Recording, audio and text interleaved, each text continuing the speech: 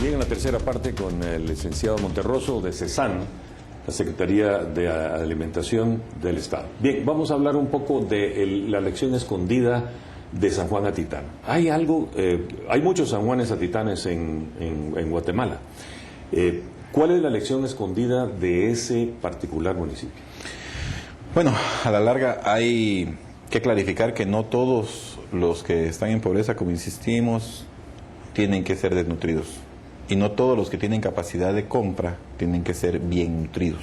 Y eso lo vemos en ejemplos como Almolonga, como la misma ciudad capital, distintas áreas del país en que tienen recursos para comprar los alimentos, pero no compran los adecuados. Compran quizás chucherías, hablábamos fuera de verdad que hay una cantidad frituras, de basura, aguas carbonatadas, aguas carbonatadas que realmente no tienen ninguna incidencia. Sí tienen una incidencia en el bolsillo, pero no en la nutrición. Y estamos a riesgo de caer en una situación como país, que tengamos las dos complicaciones de la malnutrición. Por exceso, que en este caso sería sobrepeso y la obesidad, y por carencia, que sería la desnutrición. Incluso hay madres que hemos dado seguimiento que tienen los dos fenómenos, o muchos guatemaltecos que tienen los dos fenómenos. Cuando son pequeños caen en desnutrición y al crecer a su edad adulta tienden a ser de sobrepeso. El San Juan Atitán nos deja esa experiencia justamente, que tenemos que evaluar las condiciones que están originando la desnutrición, pero caso por caso. No podemos hacer una generalización y decir, todos tienen este problema, no, hay que hacer una evaluación caso por caso. Otro factor importante, las vías de acceso, que tienen una enorme influencia en la forma en la que los comportamientos agrícolas, comerciales se da, porque puede ser la economía, por supuesto.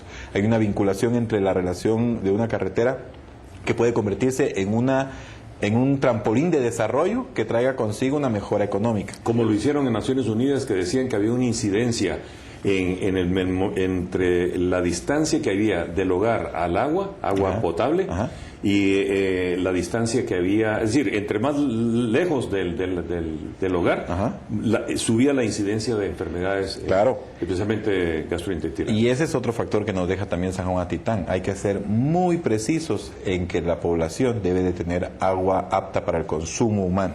Porque una diarrea que le caiga a un pequeño en su etapa de la ventana de los 1000 días, le está matando desarrollo. No solamente es una diarrea, y además si la diarrea es prolongada, eso hace todavía que caiga más la curva, y está afectándole su etapa de crecimiento real.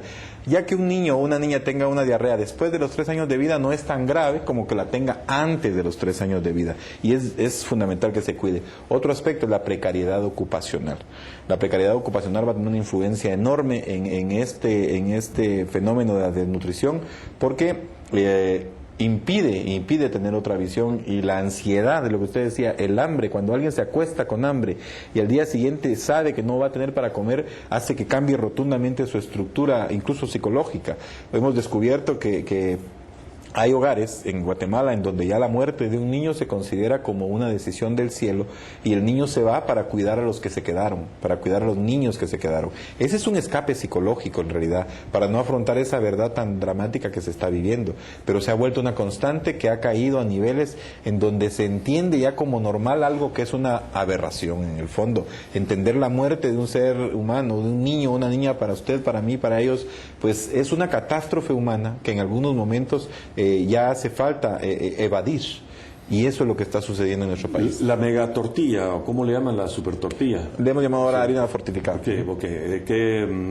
¿Cómo se va a manejar eso? ¿Qué contiene? ¿Cómo se va a distribuir? ¿Va a llegar también a las escuelas? ¿Va a ser únicamente para los lugares de impacto desnutricional? En principio hemos hecho una tabla que contiene ciertas características nutricionales adicionales que va a ser tomada en cuenta en las licitaciones de compra, pero además estamos dándole un reforzamiento a la vitamina B12, que es vital también para la formación de nuevas generaciones, y se va a implementar con madres embarazadas o lactantes. A ellas va a ser destinada porque precisamente es una tortilla que le puede dar una mejor reacción nutricional a la madre en esa etapa. No se está pensando en que esta super tortilla llegue en una manera masiva a diversos lugares, porque en realidad hemos descubierto, y es una costumbre, que el que más come tortillas es el hombre. Y lo que estamos intentando es trabajar en la madre, en la persona que está embarazada. Bueno, en principio la mujer debe estar bien nutrida, sea o no sea madre. Claro. Sea o no sea madre, porque tiene derechos especialmente en esa fundamentales. etapa crítica. Pero en esa etapa que estamos conversando se puede hacer muchísimo con la super tortilla. Estamos haciendo los cálculos de cuánto se tendría habría que entregar. Estamos viendo que de 5 a 10 libras al mes podría ser la cantidad, no una cantidad excesiva, no recomendada para niños con desnutrición aguda. Para eso ya hay protocolos establecidos de la Organización Mundial de la Salud que el Ministerio de Salud Pública tiene clarificados. ¿Cuáles van a ser los...?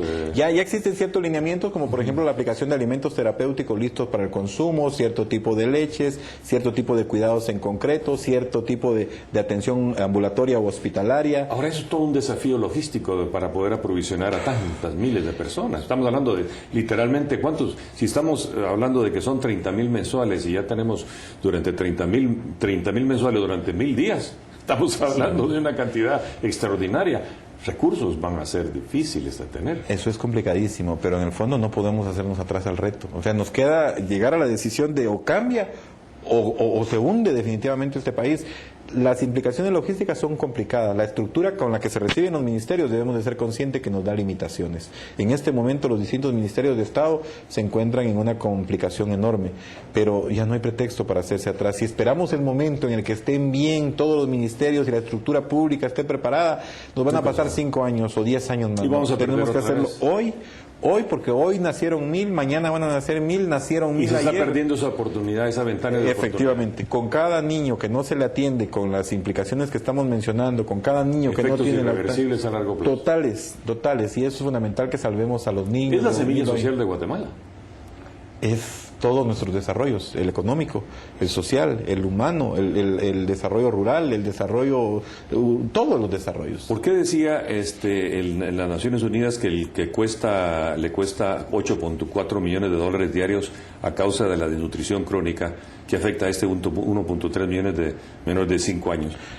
Porque se podría hacer una prevención y en principio los niños que repiten en las escuelas, los niños que desertan en las escuelas, por supuesto, ellos lo que tienen es mermada su ya nos está, es un buen negocio visual. Entonces invertir, porque por otro lado estamos ganando precisamente disminuir este otro 8.4 millones de dólares diarios. Claro, es que lo que pasa es que además los que son atendidos en los centros hospitalarios, los que llegan también tienen una relación con eso, los que dejan de producir porque su capacidad es física también. Entonces eso fue lo que englobó Naciones Unidas y empezó a decir, el mejor negocio que puede hacer un país es prevenir la desnutrición crónica, porque eso implica que en el mediano y largo plazo no va a gastar en la atención a todos los que la padecen. 8 por 30 son 240 millones por 12 meses, estamos hablando de 8,000 y pico de millones. Así es. Y además eso tiene una merma, más o menos se calculado en el 3% de nuestro Producto Interno Bruto está involucrado en esa desnutrición crónica en la que estamos nosotros padeciendo. Y una persona puede perder una cantidad enorme de sus ingresos en toda la vida. Se han hecho mediciones, decía desde el principio, longitudinales.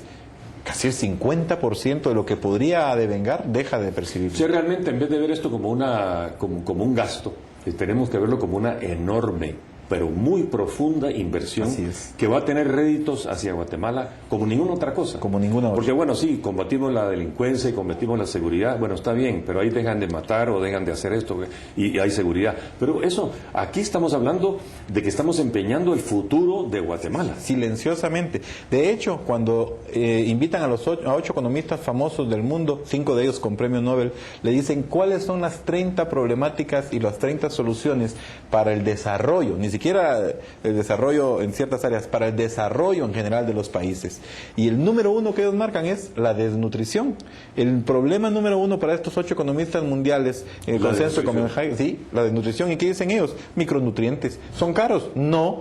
Y empiezan a hacer el marcaje de cómo se podría hacer la intervención. Imaginen, eso es a nivel mundial. Los 8 hombres y mujeres prominentes marcan a la desnutrición como la mejor inversión que puede hacerse en un país. Cuando regresemos vamos a hablar de Guatemala y qué puede hacer Guatemala en el largo plazo. Es decir, cuáles son esos elementos determinantes políticos, financieros, concertación de sociedad, etcétera, para evitar que nuestros niños se sigan desnutriendo. No se va.